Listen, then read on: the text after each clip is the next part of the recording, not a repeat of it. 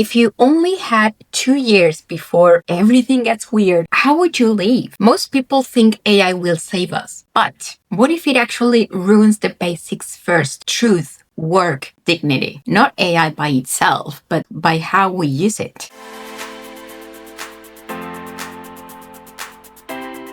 Hi, my name is Flo, and if you want to understand how AI shapes your life, your job, and your future, subscribe to this channel. AI Ethics in Plain English. You're probably on your couch or at your desk pretending to love your job, maybe even hiding in the bathroom. So tell me, would you really keep living the way you're living? If yes, then congrats. You're blessed. If not, like me, then we have to do something. We've got models that can fake anyone's face, tools that make movies from text, and yeah, people arguing whether AI should make erotica or not. So, cures for diseases? Great, sure. But first, Mario Bros being pulled over for speeding or that celebrities saying things they never said. It's absurd. And it's also a little terrifying. FYI, I wouldn't call myself an optimist. I've never been that person, who looks at chaos and says, oh, it will work out. I guess I am sort of hopeful. Like, hope to me isn't a mood, it's actual work. It's choosing to believe that we can still make AI safe. We can still build guardrails, still hold the line on accountability, even when everything feels like it's accelerating past reason. Even when I picture billionaires, in their mountain head mansions saying,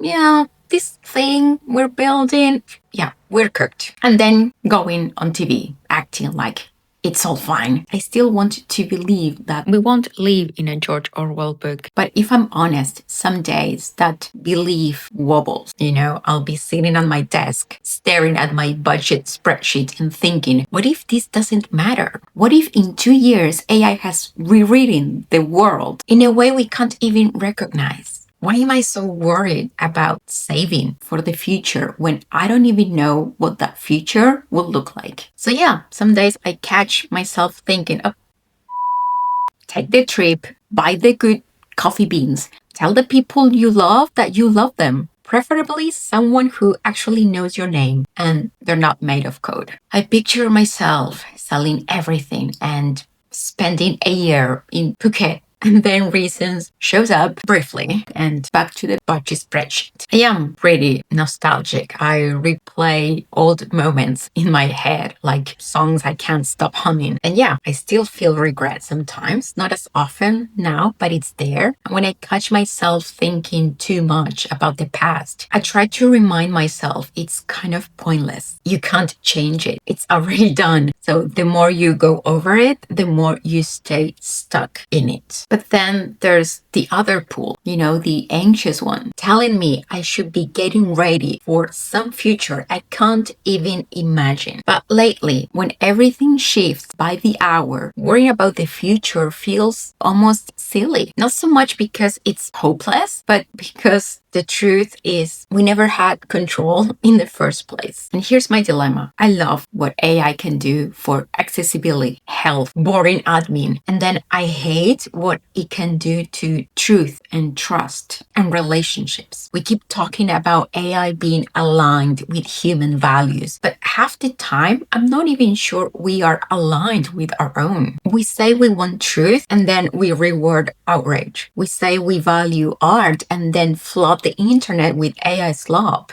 And even museums. We say human first, but scroll past real people to watch digital ones. So why are we following the life of someone who doesn't even exist? It's beyond me.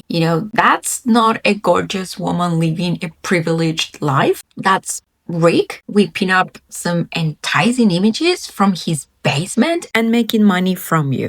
By the way. So yeah, sometimes I wonder if AI is just holding up a mirror and we're not loving the reflection. But there are these small moments that pull me back. Someone teaching an AI model to help diagnose rare diseases, or someone building accessibility tools for people who've waited decades for them, or someone reminding a system in plain code to be kind. Those things matter. Maybe not at the scale of the internet, but at the scale of a life. I like to think I'm the ethics person, like rational, avoids making decisions purely based on emotions.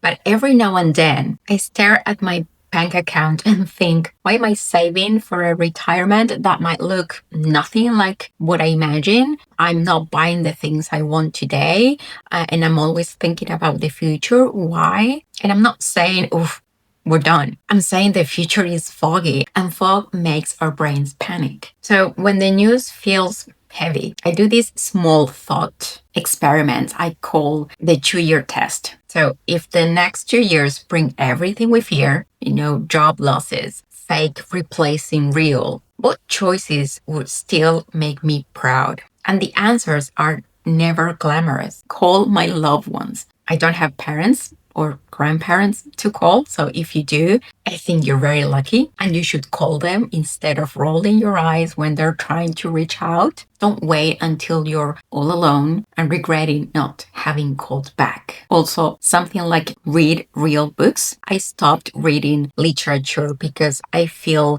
guilty when I'm not being productive. I feel like I don't have the luxury of time to spend an evening just reading because I have to build a business. I have to stay late working in my day job. I have to create content for a YouTube channel I just started. I have to. So I even read articles with the news in the background because I feel like I don't have time to do everything. My brain doesn't get a chance to be bored. It's always hyper stimulated, always being productive, and that's a problem. Also, it could be learn something the slow way. Attention spans have shrunk in the last decades. That's just a fact. We want content and we want it fast. So we should prioritize sleep, do exercise, eat nourishing foods that improve concentration. We should try mindfulness activities like meditation or journaling to reduce stress. We should just focus on one task at a time. I don't know what that feels like anymore. And this way we may improve our attention span and learn something new without the rush. I feel that it's grounding, I think, because it reminds me that the future isn't a monolith coming for us. It's something we create together, one choice at a time, even if those choices feel tiny. So some days I wonder if any of this talk about ethics even matters. Today I get messages from people who really don't care about the consequences of AI. They say looking at AI through an ethical lens takes away the fun. Who cares about the environment or the workers in the data centers? Let me just make a cool video to pass the time. But I know one day I'll get a message from someone who says a video made them think twice before using an AI tool, or that it made them use AI more mindfully, hopefully. And then I'll remember that's how change starts. Like, not with big rules or perfect systems, but with one person deciding to care a little more. So maybe the future isn't something we wait for. Maybe it's something we practice. Like every time we choose to stay human, even when it's easier not to. So stay safe out there. Thanks for watching.